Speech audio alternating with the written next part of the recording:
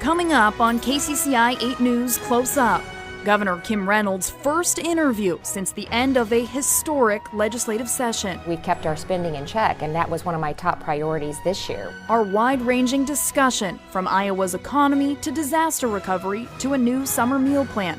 And we press the governor on her pitch to add work requirements to the state's Medicaid expansion program. How will you ensure that eligible Iowans don't lose their health care? The bottom line is we're way out of scope for what Medicaid was developed for. Plus, concerns over controversial bills at the State House. I want to get it right. It's really important that we get it right. We asked the governor where she stands on allowing eminent domain to build pipelines, and how she feels about new fees for local 911 boards, and passing the torch. I feel good about what we've worked on and what we've done, and I look forward to taking on a few more things before I hang it up.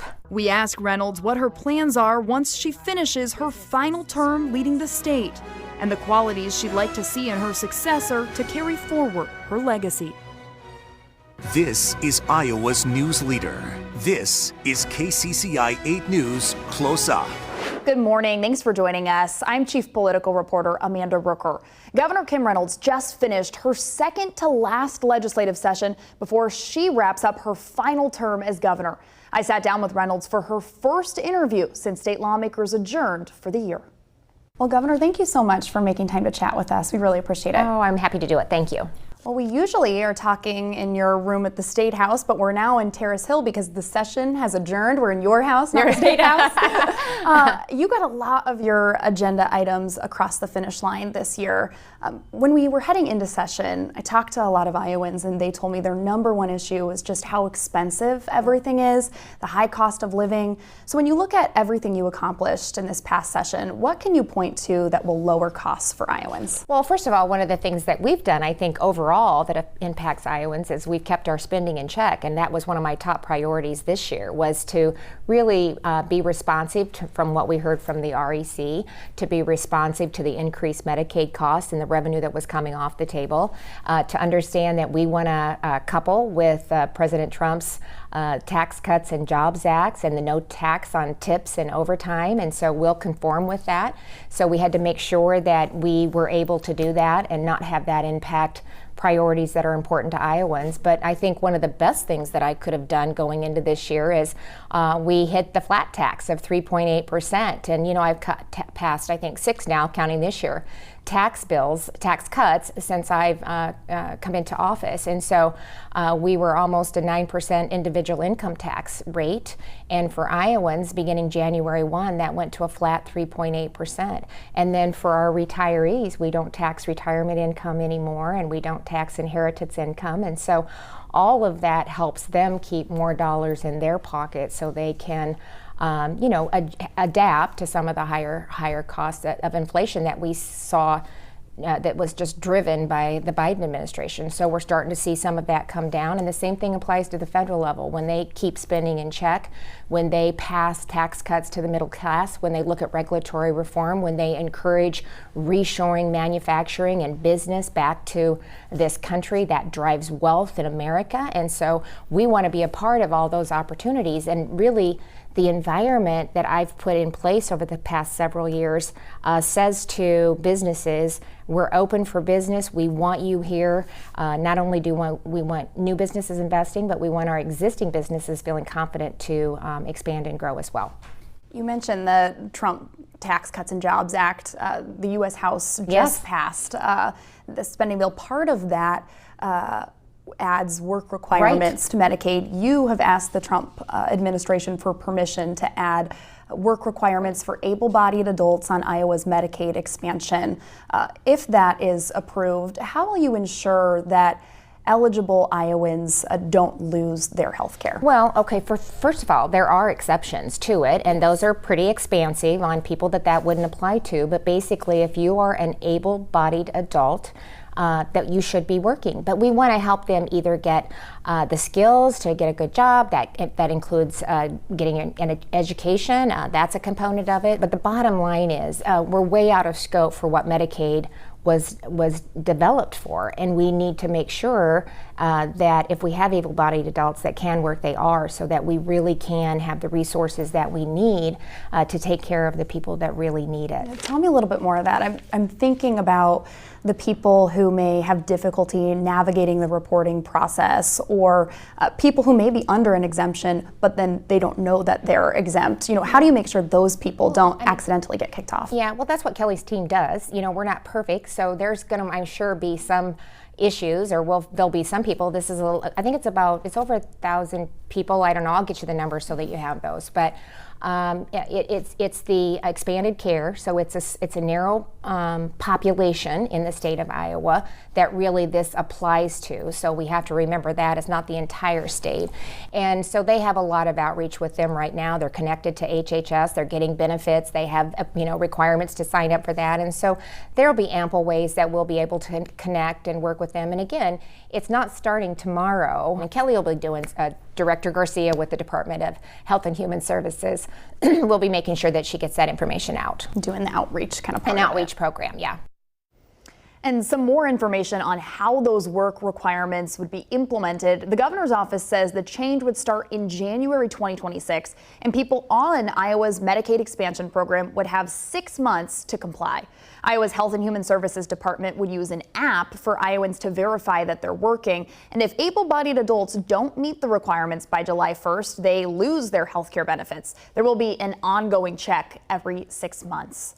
Our conversation with the governor will continue when we come back. I ask her about a bill that would limit the use of eminent domain for pipeline projects, the passionate pleas on both sides of this issue, and where Reynolds stands after this break.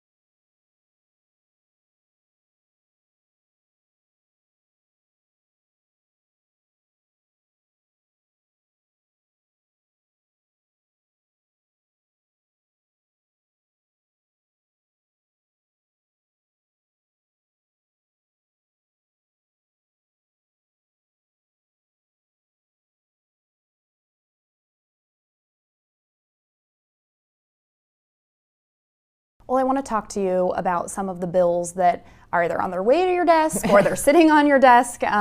There are some that some people are calling on you to potentially veto. One of those being a bill that would limit the use of eminent domain for pipeline projects. You've got some passionate voices on this issue. On the one side, you have some landowners who say you need to sign this to protect property rights. On the other hand, you have some business owners, you have people in the renewable fuels industry saying, please veto this will hurt our state. So walk me through your thought process as you try to make this decision. Yeah, well, a lot of passionate advocates on both sides of the issue. I think we saw that during the floor debate in the Senate. And so, I have 30 days to sign the bill, and like I do with every single bill that they get through both chambers toward the end of the session, the team sits down and we take a look at it. We look at all the legal questions. We look at just the debate and what took place. The other thing that I'm doing is I'm sitting down and meeting with stakeholders on both sides of the issue. And so we've been having a lot of meetings, property owners, legislators, farmers, both for and against. And so that helps us understand better what some of the concerns are to make sure that, there aren't additional answers that we could get for some of the concerns that they may have. So we're walking through that process, and I'm going to take my time on it. I want to get it right. It's really important that we get it right. And it's been really helpful to sit down with the various stakeholders. We started this week, we'll continue next week, and I'll keep, we always come up with a list of questions that we have after each meeting of things that we need to look into and research and make sure that we understand it and that we're accurate in how we understand it, so that when I ultimately do make a decision, it'll be an informed decision. And so that's what we're working on right now. Are you 50-50 on this right now? No, or where are you at? I haven't made a decision either way, but this is helping me get there. It's by gathering information, it's by listening. Mostly I'm doing a lot of listening and trying to understand what the concerns are on both sides of the issue. So again, when I do make a decision, I'll feel that I have really reached out and I've gathered the information that I needed to make an informed decision on it. And this one's a little higher profile. It impacts a lot of people. But I do a similar process, maybe not so many stakeholder meetings, but do a similar process on all the bills that I sign, that we do a review. The team, the policy director that's responsible for that, they prepare some information for me. We sit around as a leadership team and really go through the bills and ask the tough questions and make sure we're not missing something through the process, and it's really helpful. What's the dialogue been like on the line item in the budget that could potentially impact 911 funding? I know we've heard from some law enforcement officials that are concerned it could impact local 911 services. Is that something you've been hearing? Well, both. Again, it's a really important issue and it's a really important service, and we want to make sure that we're protecting the safety of Iowans. And so I know throughout the session there were several meetings that took place. I believe there were several proposals that were presented that ultimately I don't think ever went anywhere. And so there has been a lot of discussion throughout the session in how we handle this. I think,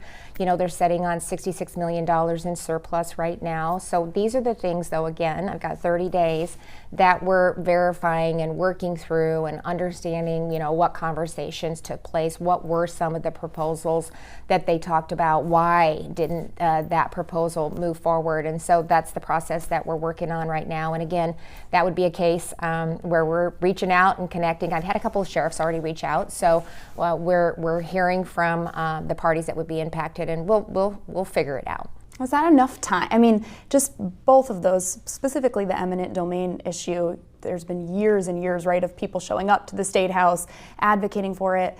30 days is a pretty small window. Is that enough time? Oh, not really. For you? We've been talking about this for a long time. I mean, to your point, it's not new. This has been an ongoing discussion.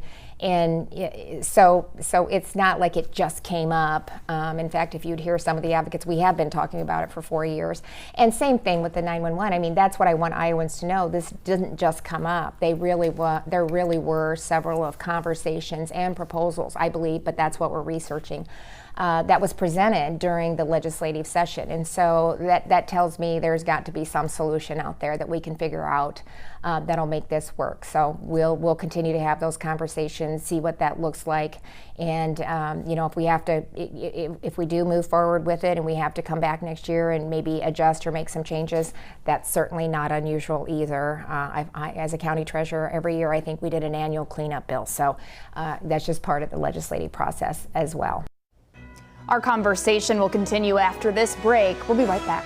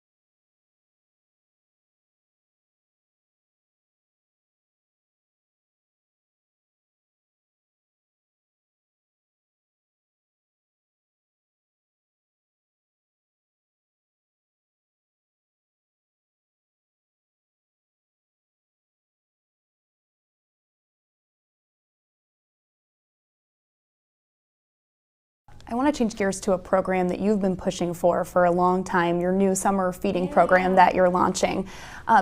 Iowans who would be eligible for that, what do they need to know this summer? What changes might be happening that they need to be aware of? So same thing, the Department of Health and Human Services, they will do an extensive outreach, but we're working with an incredible infrastructure that's already in place.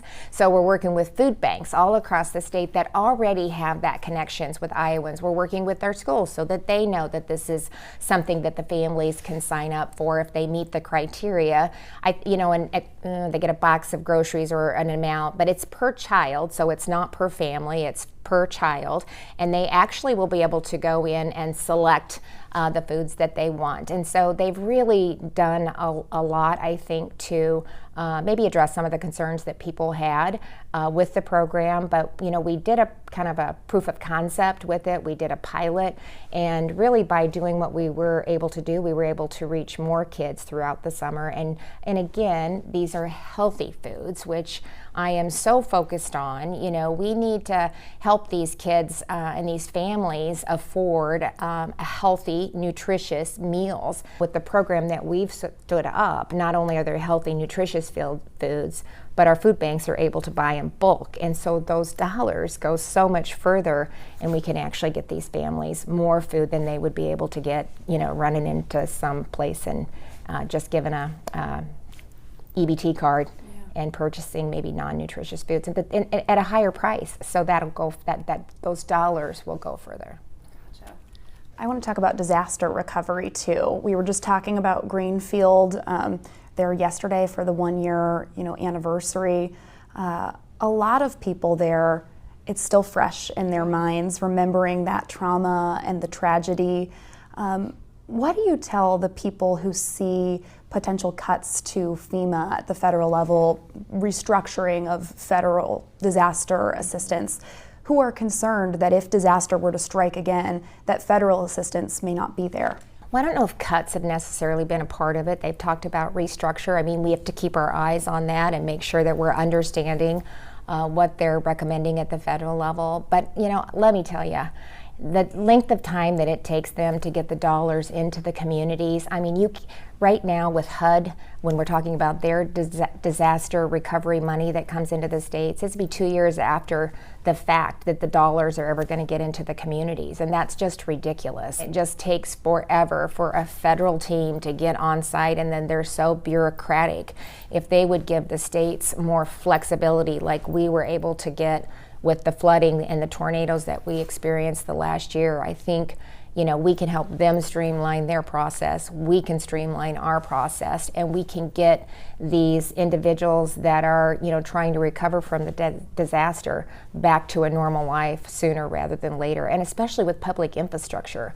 So I think it's a good thing. I think we need to make sure we're keeping our eyes on it, but I don't think they're necessarily looking at cutting, but maybe giving some of that responsibility back to the states, but we're monitoring it. You're not worried that if something were to happen, you'd be denied access? No, we just got access for storm for the RECs, 4 counties that were impacted not too long ago. We just got, we got the okay for that. So, they're not going to shut anything off in the meantime. There's just no way you can do that. You've got to be thoughtful and strategic on how you roll these things out. I mean, it's no different than the Department of Education. I mean, we've applied for a waiver, but it just doesn't happen overnight. You have to be really thoughtful about how you try to implement change and how you try to do it. Another topic I wanted to talk to you about is cancer. Yeah.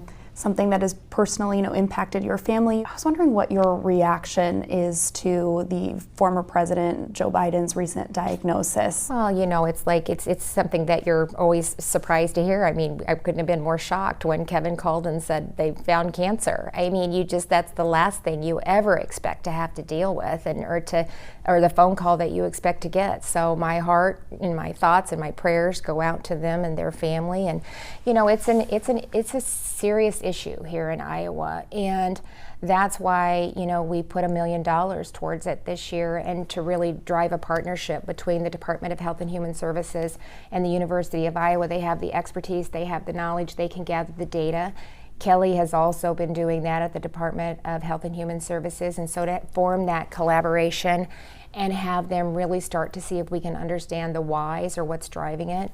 I think, we've got Secretary Kennedy is also looking at different things that might be driving some of these issues. So we just need to make sure that it's based on science, it's thoroughly vetted, and then start to look at if we can figure out maybe some of the causes, then we can start to get in front of it, educate, and make some necessary changes that can help reduce it. A lot of smart people out there, and with innovation and just, every day we're making great progress when it comes to diagnosis of cancer, and so I'm optimistic about that, and I really do appreciate the University of Iowa being a part of that collaboration and willing to step up and help us start to dig into this a little bit more and see if we can find some answers. I also asked Reynolds what's next for her after she leaves office. That's next when we come back.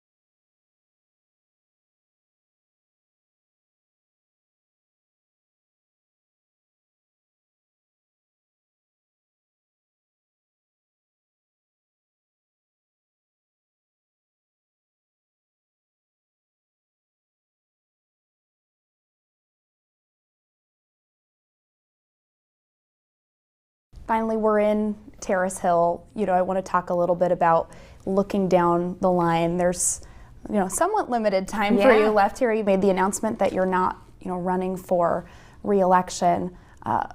You have some time until the end of your turn, but what's ahead for you? Yeah, well, I'm going to be a grandma, and I'm going to be a daughter, and I'm going to be a wife, and I'm really looking forward to spending some time with my family.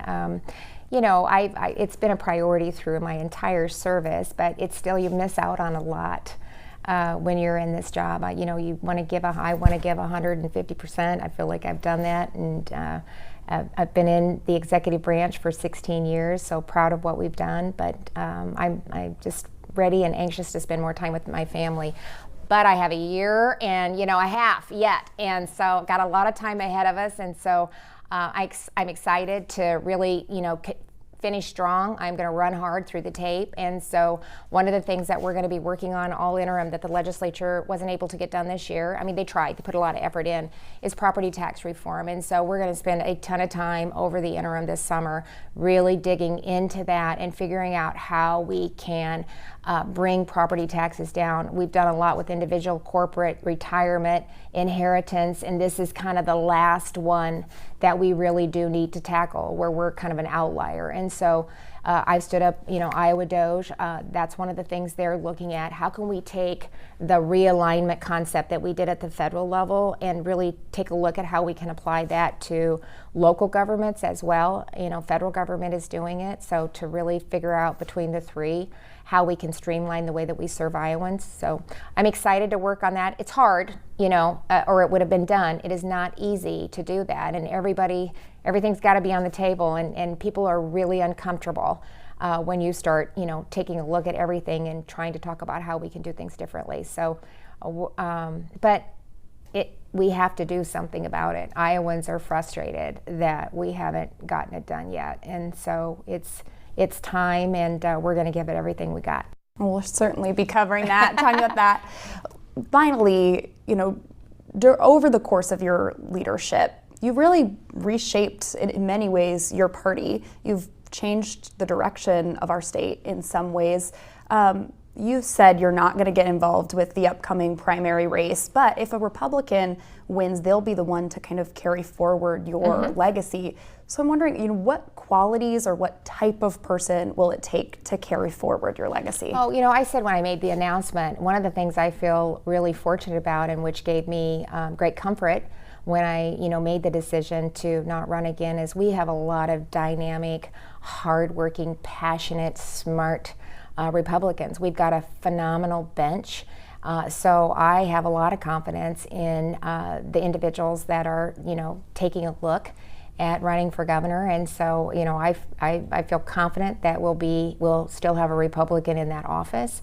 I feel confident that we've left them a really good foundation to build on, and then they get to go in and they get to put their fingerprint on what government in the state of Iowa looks like going forward. So I feel good about where we'll leave them. I feel good about the transformational change that we've made over the last 8 years. I think we've really changed the landscape of government, and we'll continue to do that, especially with realignment and tax reform and regulatory reform, and just giving parents the ultimate choice in where they feel is the best place for their child to get a quality education. And just by doing that, we've really raised the boat in expectations in education across the board. Thanks for joining us for Close Up. Have a great day.